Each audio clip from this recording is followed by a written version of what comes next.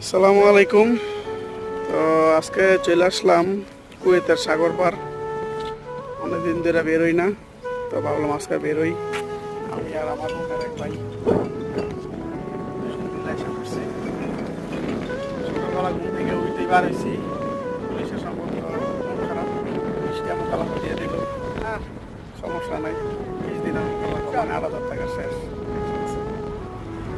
সমস্যা নাই কার, এমন নাই বই যাই বই।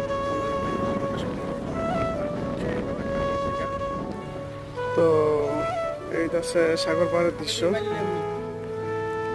এই দৃশ্যটা আসলে অনেক খুব ভালো লাগে। সাগরের বাতাসটা মাঝে মাঝে লাগাইতে বাতাস। এই শুক্রবার দিন আইসা গোসল টোসল করবো, অবশ্যই আপনাদেরকে এগুলোর ভিডিও দেবো।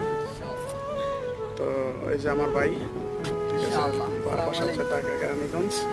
সে আসছে, তার ইন্টারভিউ 2 দিনের মধ্যে নিব।